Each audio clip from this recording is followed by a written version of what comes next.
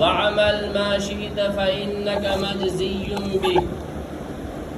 ثم قال اعلم أن شرف المؤمن قيامه بالليل وعزه استغناؤه عن الناس أو كما قال عليه الصلاة والسلام. برادران اسلام و معزز سامعین کرام، آپ حضرات کے سامنے اللہ تبارک و تعالیٰ کے پیارے کلام پاک کی ایک آیت پڑھی اور پیارے نبی احمد مجتبیٰ محمد مصطفیٰ صلی اللہ علیہ وسلم کی ایک حدیث پاک پڑھی ہے. دعا کیجیے اللہ رب العزت اس حدیث پاک کی روشنی میں کچھ قیمتی اور نفع بخش باتیں کہلوا دے جن سے ہم سب سامعین کا فائدہ ہو جائے، نجات اخروی اور رضائے الہی کا سبب اور ذریعہ بن جائے. میرے بھائیوں اور بزرگوں، آپ کے سامنے جو حدیث پڑھی گئی راوی ہیں حضرت سہل ابن سعد رضی اللہ تعالی عنہ، صحابی رسول ہیں. روایت کرتے ہیں کہ آقائے دو عالم صلی اللہ علیہ وسلم نے ایک مرتبہ ارشاد فرمایا. آقا علیہ السلام فرماتے ہیں کہ میرے پاس جبریل آئے اور جبریل علیہ السلام نے نصیحتیں کی. حضرت جبریل علیہ السلام سید الملائکہ ہیں، فرشتوں کے سردار ہیں. حضرت جبریل علیہ السلام کی یہ حیثیت ہے کہ وہ اللہ اور نبی کے درمیان سفیر کی حیثیت رکھتے ہیں، پیغام رساں کی حیثیت رکھتے ہیں. اللہ تعالی کی طرف سے اللہ کے پیغام، اللہ کی ہدایتیں اور اللہ کی آیات، اللہ کے احکام کو اللہ کے نبی تک، اللہ کے رسول تک پہنچانے کا کام کرتے ہیں. حضرت جبریل علیہ السلام کی اکثر و بیشتر تشریف آوری اسی حیثیت سے ہوتی تھی آقا علیہ السلام کی خدمت میں کہ آپ اللہ کے نبی ہیں، آپ اللہ کے رسول ہیں. آپ کے ذریعے اللہ کی باتیں، اللہ کے احکام بندوں تک پہنچتے ہیں، اللہ کی بندیوں تک آپ پہنچاتے ہیں. نبی کے اندر میرے بھائیو یہ صلاحیت ہے اور یہ قابلیت ہے کہ نبی اللہ سے لے کر اللہ کے پیغام کو اللہ کے بندوں تک پہنچا دے. یہ نبی کے اندر صلاحیت ہے، باقی اور کے اندر یہ صلاحیت نہیں. ہمارے اور آپ کے اندر یہ صلاحیت ہے کہ ہماری پہنچ، آپ کی پہنچ بس اس نظام دنیا تک ہے. ڈائریکٹ اللہ رب العزت سے کوئی احکام پیغام ہم لے نہیں سکتے. اللہ تعالی سے کوئی احکام پیغام ہم تک پہنچے وہ نبی کے واسطے پہنچیں گے. تو حضرت جبریل علیہ السلام پیارے آقا علیہ السلام کی خدمت میں اکثر اسی حیثیت سے آتے کہ آپ نبی ہیں، رسول ہیں، لیکن کبھی آپ کی حاضری اس حیثیت سے بھی ہوتی تھی کہ آپ صلی اللہ علیہ وسلم اللہ کے بندے ہیں، بلکہ عبد کامل ہیں. عبد کامل کے اعلیٰ مقام پر آپ فائز ہیں. عالم ناہور سے بھی تعلق ہے، عالم ناسور سے بھی تعلق ہے. یہ نبی کا مقام ہے، نبی کی حیثیت. اسی حقیقت کو قرآن پاک نے بیان کیا اور نبی کے ذریعے اس حقیقت کا اظہار کیا۔ اللہ نے قل انما انا بشر مثلکم یوحی الی، اے نبی آپ کہہ دیجئے میں تم جیسا بشر ہوں، بشری تقاضے جس طرح تمہارے ساتھ ہیں اسی طرح ہمارے ساتھ بھی ہیں، ہاں کچھ فرق ہے، اور وہ فرق بہت بڑا فرق ہے، بون بعید، زمین و آسمان کا فرق ہے۔ وہ فرق یہ ہے کہ میرے پاس اللہ کی وحی آتی ہے، اللہ کا پیغام آتا ہے جو تمہارے پاس نہیں آ سکتا۔ محمد کالبشر لا کالبشر، یاقوت حجر لا کالحجر، یہ فرق ہے۔ تمام پتھر ہے، یاقوت بھی ایک پتھر ہے، لیکن اس کی قیمت، اس کا وزن، اس کی اہمیت، اس کی پوزیشن، اس کی حیثیت تمام پتھروں سے الگ ہے۔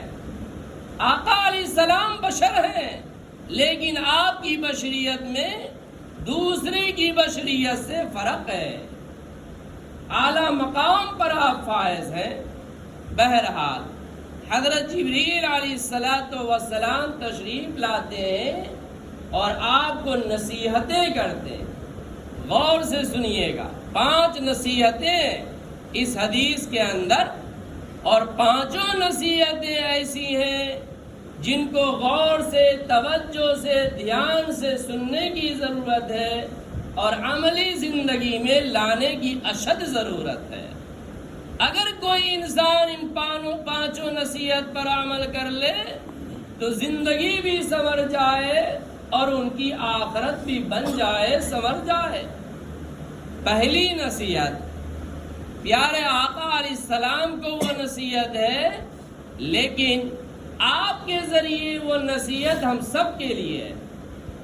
جو بھی پیارے نبی پاک صلی اللہ علیہ وسلم کے دامن رحمت سے جڑ گیا، ہر ایک کے لیے وہ نصیحت ہے، صرف نبی کے لیے نصیحت نہیں ہے۔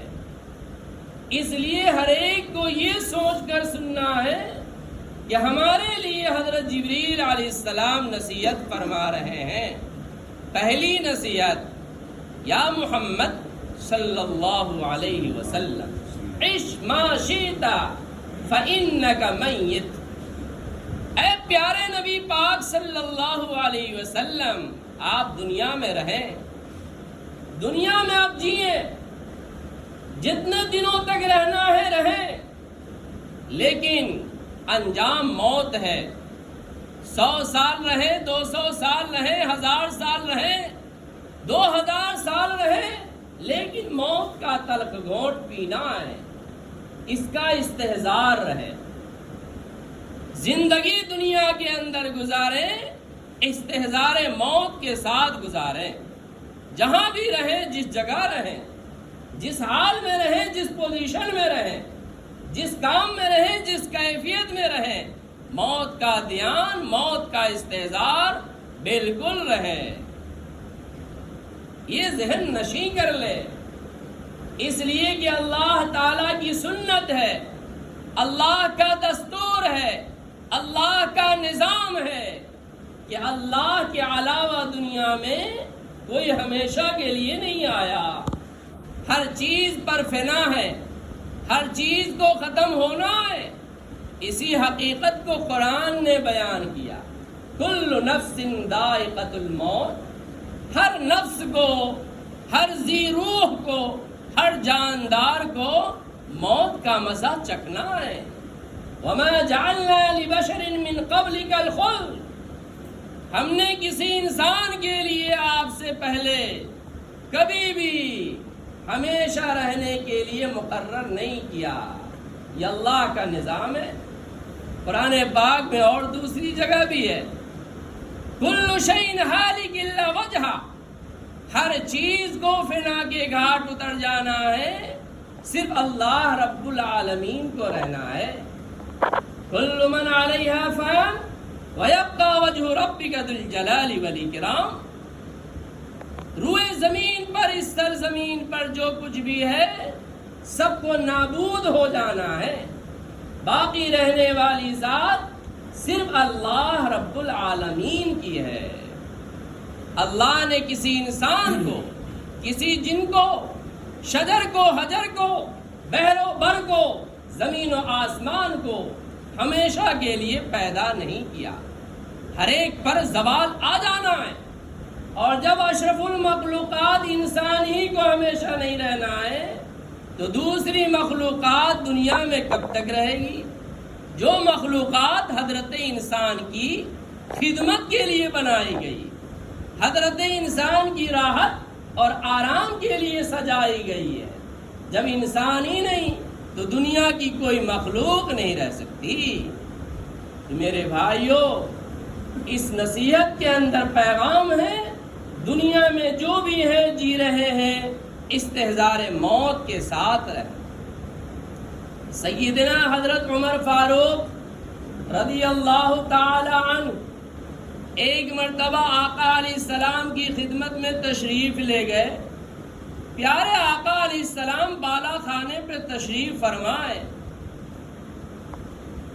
چٹائی جس پر آپ آرام فرما رہے ہیں کھردری چٹائی ہے، اس پر آرام فرمانے کی وجہ سے چٹائی کے نشانات، چٹائی کی بناوٹ کے نشانات آپ کے جسم اثر پر آیا ہیں اور ظاہر ہے، نشان پڑ گئے، جسم اثر پر پڑے ہوئے ہیں۔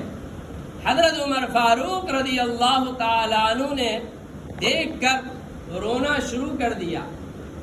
آپ کی آنکھیں اشکبار ہو گئیں، آنکھوں سے آنسو جاری ہو گئے، آپ رونے لگے۔ آقا علیہ السلام نے دیکھا عمر فاروق رو رہے ہیں، آپ نے کہا عمر تمہیں کیا ہو گیا؟ یہ حالت تمہاری کیسے ہوئی کہ تو آنے کے بعد رو رہا ہے؟ کیوں رو رہا ہے؟ حضرت عمر فاروق رضی اللہ تعالی عنہ نے فرمایا یا رسول اللہ، دنیا کے بادشاہ، دنیا کے زعما لیڈران اور دنیا کے اندر رہنے والے رئیس یہ عالی شان محل میں رہتے ہیں، بہترین مقبروں والے بستر پر رہتے ہیں، نرم نرم بستروں پر رہتے ہیں، اور آپ کونین کے بادشاہ ہیں، آپ ایک ٹوٹی ہوئی چٹائی پر آرام فرما رہے ہیں۔ آپ کی یہ کیفیت دیکھ کر مجھ سے برداشت نہیں ہوا اور میں نے رو دیا۔ کونین کے بادشاہ معمولی چٹائی پر ہیں، اس بالا خانے میں بس ایک طرف جو کے 2-4 دانے رکھے ہوئے ہیں، 2-4 مٹھی، ایک کھال لٹکی ہوئی ہے، یہی آپ کے کمرے کا حال ہے۔ اس لیے میں رو رہا ہوں۔ دنیا کے بادشاہوں کے پاس طرح طرح کی آسائشیں، راحت و آرام کی چیزیں، عیش و عشرت سے متعلق تمام اشیاء بدرجہ اتم موجود ہیں، بآسانی فراہم ہیں، اور آپ تو کونین کے بادشاہ ہیں۔ آقا علیہ السلام نے جواب دیا عمر مالی ولی دنیا، میرا اور دنیا، میرا تعلق اور دنیا سے کیا؟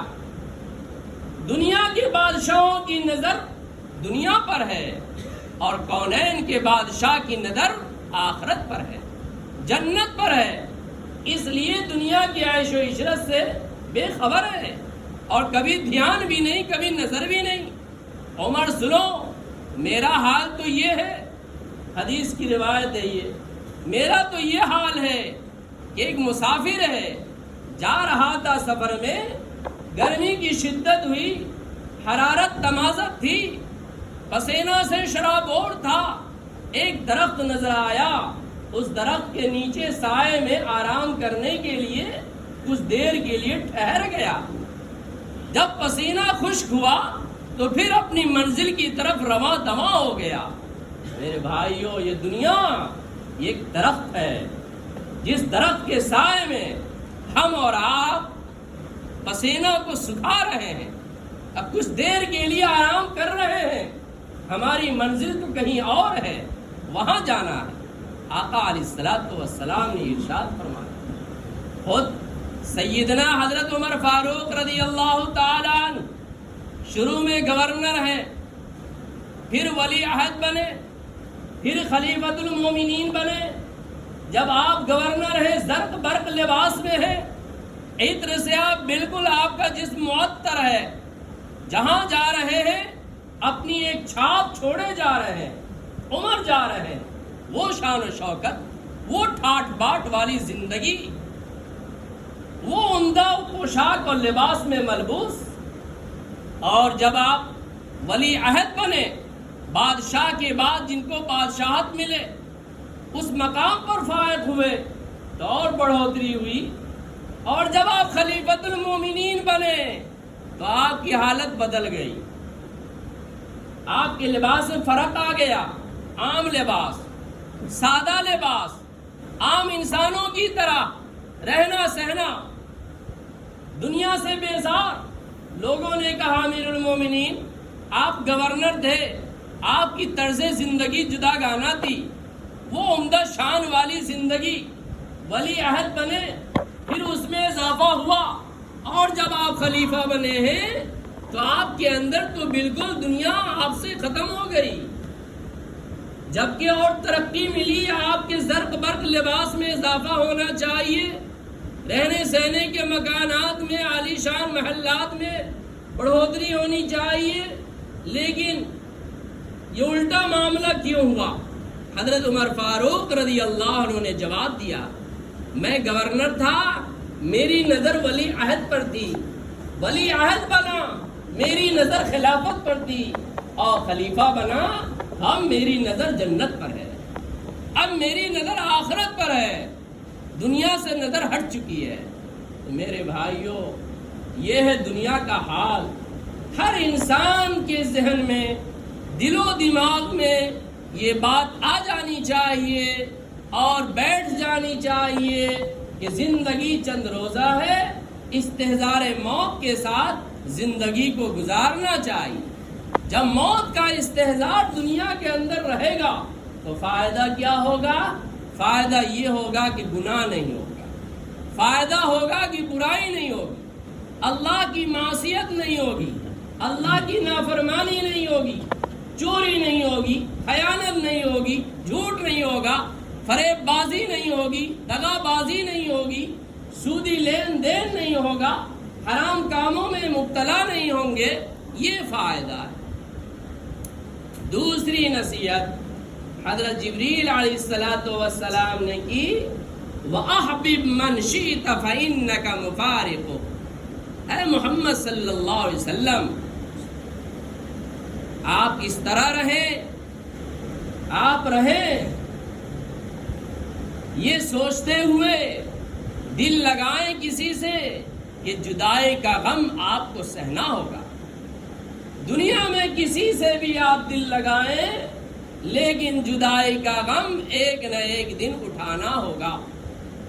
دنیا کی تمام محبتیں، تمام رشتہ داریاں، تمام ناطے تعلقات، تمام دوستیاں ایک نہ ایک دن ختم ہو جائیں گی، اور ان تعلقات کے ختم ہونے پر جدائی کا صدمہ ہوگا، جدائی کا غم ہوگا. یہ برداشت کرنا ہوگا، اس کو ذہن میں محفوظ کر لیجئے. معلوم یہ ہوا کہ دنیا کے اندر کسی سے دل نہیں لگانا ہے، دنیا کو دل میں نہیں بسانا ہے، دل میں کسی کو نہیں بٹھانا ہے. محبت کرنا الگ چیز ہے، دل لگانا الگ چیز ہے. شوہر کو بیوی سے محبت ہے اور محبت ہونی چاہیے، جبھی تو بیوی کے حقوق ادا کریں گے. بیوی کے دل میں شوہر کی محبت ہو جبھی تو شوہر کے حقوق بجا لائیں گی. بچوں کی اولاد کی محبت ہو جبھی تو اولاد کے حقوق پورا کریں گے. لیکن دل نہیں لگانا. دل لگانے سے کیا ہوگا؟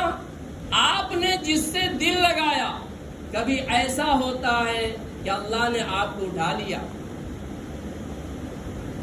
جس سے دل لگایا ان کو جدائی کا غم ہوا، یا دنیا میں جس سے آپ نے دل لگایا وہ چلا گیا اور آپ کو جدائی، آپ کے اوپر جدائی کا کے غم کا پہاڑ ٹوٹ پڑا.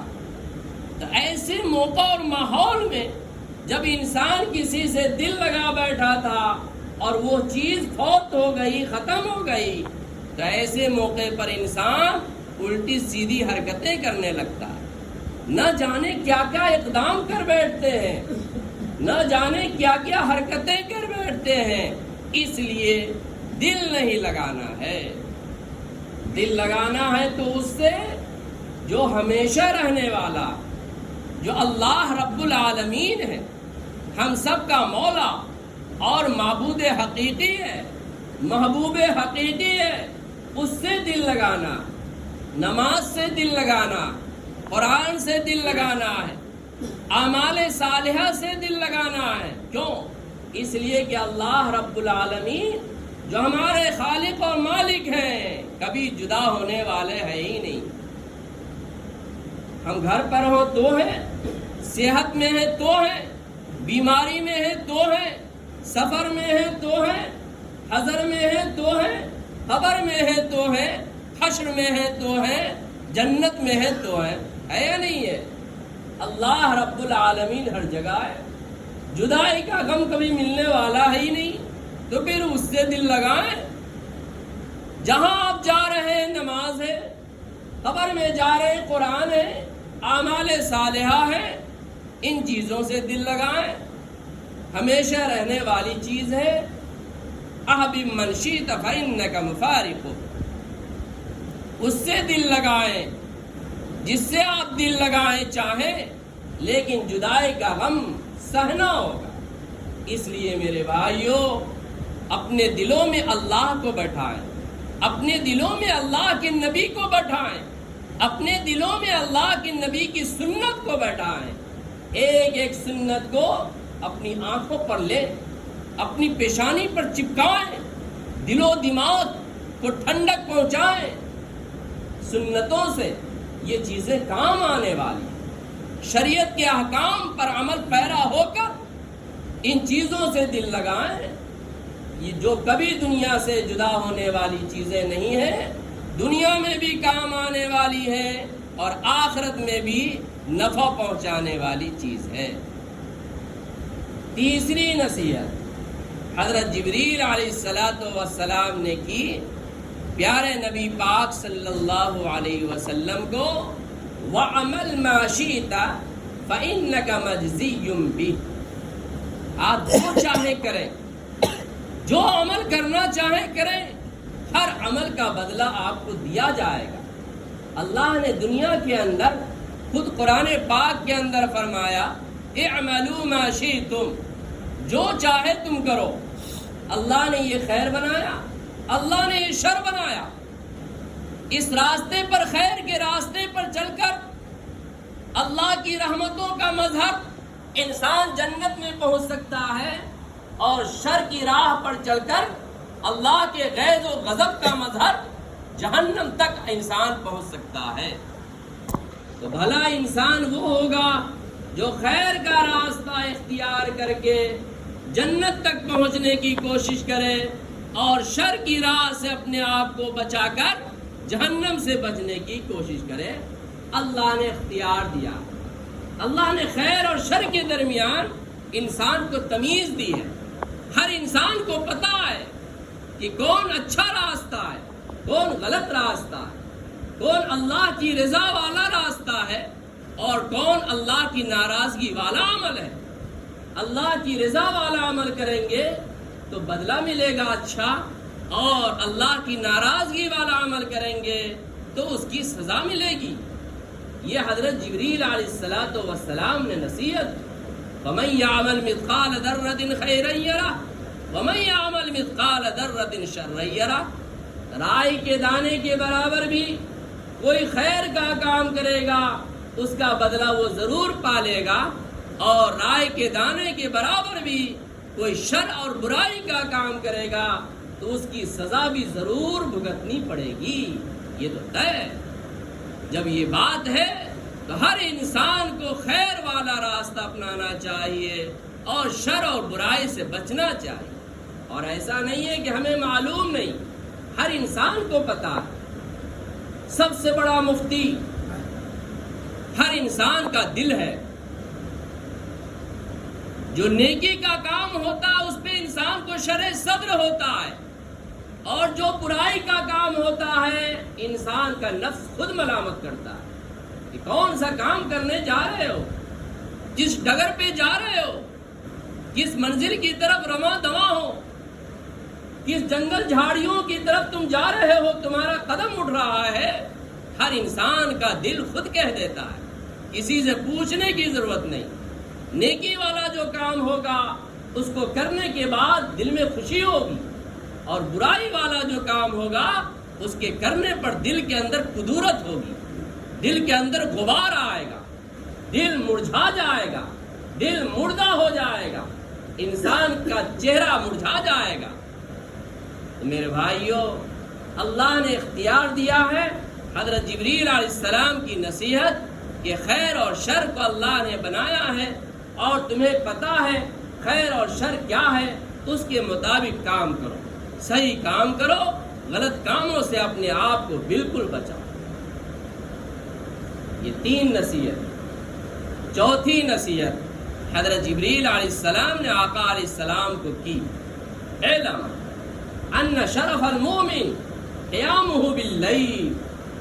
یاد رکھیے، جان لیجیے آقا علیہ السلام کہ ایک ایمان والے کی شرافت، ایک ایمان والے کی بزرگی، اور ایک ایمان والے کی صالحیت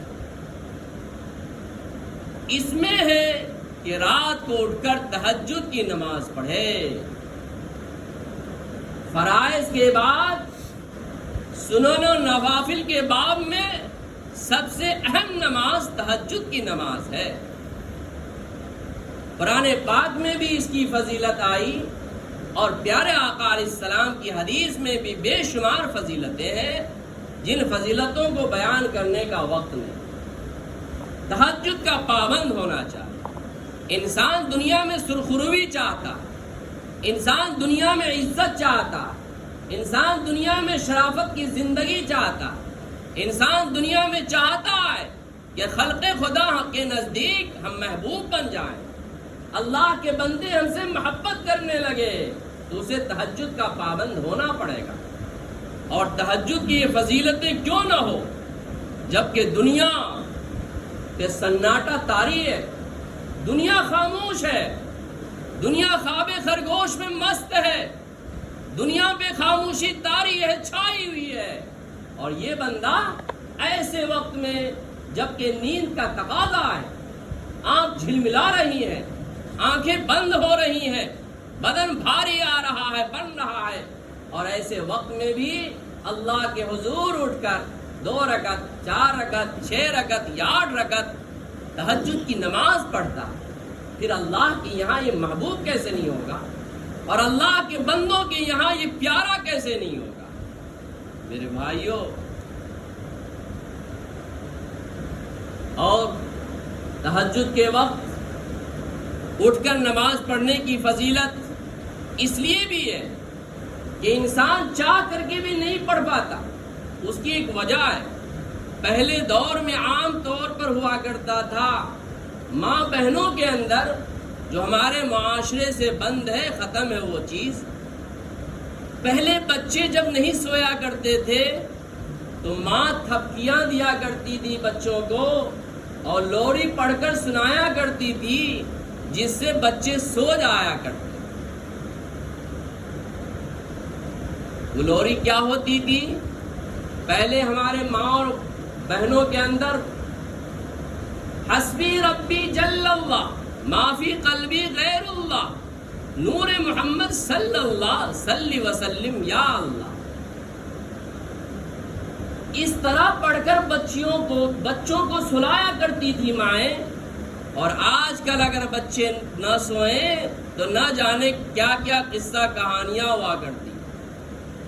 شیطان آج جو انسان تہجد کے وقت اٹھنا چاہے اس کو شیطان تھپکیاں دے کر اسی طرح سلاتے ہیں جس طرح مائیں پہلے بچوں کو سلایا کرتی تھی۔ سلاتے ہیں شیطان. چاہتا ہے انسان اٹھنا لیکن اٹھ نہیں پاتا. اسے احساس ہوتا ہے کوئی ہمیں روک رہا ہے. شیطان کہہ رہا ابھی بہت وقت ہے، سو جاؤ. فجر کا وقت ہونے چلا، شیطان سلا رہا ہے. ارے ابھی اذان ہوئی، آدھا گھنٹہ کے بعد اقامت ہوگی اور پھر حضرت امام صاحب جو ہیں وہ سورہ مزمل سورہ بقرہ کی تلاوت کریں گے. لمبا وقت ہے، سوئے رہو. 5 منٹ کا وقت بچے گا، وضو کرنا، چل دینا، رواں دواں ہو جانا. یہ شیطان ذہن میں سبق پڑھاتا رہتا ہے. جب رات کو شروع حصے میں سونے کا وقت ہوتا ہے تو شیطان سونے نہیں دیتا اور اخیر حصے میں بدن دبا دبا کر خدمت کر کے پرخلوص خادم بن کر انسان کو سلائے رکھتا ہے اور شروع حصے میں نہیں سونے دیتا. شروع حصے میں سویا، جب دل چاہ رہا سونے کا تو کہتا ہے ٹی وی دیکھ لو، ذرا گیم کھیل لو. ٹی وی اور گیم میں نہیں مبتلا ہوا تو کہتا اذکر کدا، یہ یاد کر لو، وہ یاد کر لو. کبھی جاپان پہنچا رہا ہے، کبھی ایران پہنچا رہا ہے، کبھی بنگلہ دیش پہنچا رہا ہے. پہنچاتا ہی نہیں پہنچاتا، سونے نہیں دیتا ہے. اور اس طریقے سے رات کا اچھا خاصا حصہ ختم ہو جاتا ہے اور جب اخیر حصہ ہوتا ہے اٹھنے کا تو انسان کو نیند آ جاتی ہے. اور اخیر حصے میں کہتا ہے ارقد لیل الطویل، ارقد لیل الطویل. یہ حدیث کے اندر آئے سوئے رہو، لمبی رات ہے، پڑے رہو، لمبی رات ہے، بہت حصہ بھی باقی ہے. یہ شیطان دستک دیتا ہے، انسان کو سمجھاتا ہے. میرے بھائیوں، آقا علیہ الصلوۃ والسلام ام المومنین حضرت عائشہ صدیقہ رضی اللہ عنہا کے ساتھ کمبل میں آرام فرما رہے ہیں اور یک بیگ آقا فرماتے ہیں عائشہ چھوڑو، ذرینی عائشہ چھوڑو مجھے، میں نکل کر اللہ کی عبادت کر لوں. حضرت عائشہ کہتی یا رسول اللہ، میرا دل تو نہیں چاہتا کہ آپ کو چھوڑوں، لیکن مجھے بھی وہ پسند ہے جس میں آپ کو خوشی ہے. اللہ کی عبادت میں آپ کو خوشی ہے تو آپ جائیں. یہ کتنا ہی شیطان بدن کو سہلاتا رہے، دباتا رہے، اٹھ کر، جھجک کر، کود کر، پھینک کر بستر کو اٹھ جانا. اللہ رب العزت ہم سب کو توفیق عطا فرمائے. آج دنیا کے اندر بہت ساری بیماریوں میں یہ بیماری کچھ زیادہ زوروں پر ہے. رات کا وقت جو اللہ نے آرام کا بنایا، آرام کے بعد عبادت کا بنایا، اپنی نزدیکی، قریبی اور دوستی یاری کا بنایا، اپنے سے سرگوشی، مناجات کا اور محو گفتگو کا بنایا، اس قیمتی اوقات کا ہم خون کر رہے ہیں. راتوں رات موبائل پر بزی ہے صاحب. ایک سفر کی کارگزاری ہے. ایک یہودی کے ساتھ ایک مسلمان کا سفر ہو رہا تھا. یہودی نے اپنی پلاننگ بتائی مسلمان سے، مسلمان ساتھی رفیق سفر سے جو بغل والی سیٹ پر تھا، کہ ہم یہودیوں کی مسلمانوں کے خلاف 3 سازشیں ہیں، 3 سازشیں ہیں، 3 تحریکات ہیں، 3 منصوبے پلاننگ ہیں اور ان تینوں منصوبوں میں ہم کامیاب ہیں. پہلا منصوبہ ہمارا یہ ہے کہ ہر مسلمان کے پیٹ کے اندر حرام لقمہ داخل کر دو. تو مسلمان بھی اس میں مبتلا ہیں، غیر بھی ہیں. غیر تو خیر احکام شرع کا مکلف نہیں. سودی لین دین کے ذریعے ہمارے پیٹوں کے اندر حرام لقمہ آ رہا ہے. یہ یہودیوں کی سازش ہے، پلان ہے جس میں وہ کامیاب ہے. دوسرا پلان یہ تھا کہ مسلمان کے نزدیک عورتوں کو ننگا کر کے پیش کر دو، برہنہ کر کے، بے لباس، مادرزاد ننگا پیش کر دو. آج ہر ایک کی جیب میں ننگی تصویریں، ننگے فوٹو موجود ہیں. موبائل کو بس انگلیوں کے اشارے پر چلانے کی ضرورت ہے اور ایک سے ایک ننگی تصویریں آ رہی ہیں. یہ یہودیوں کی سازش ہے. میرے بھائیو، بچنے کی ضرورت ہے.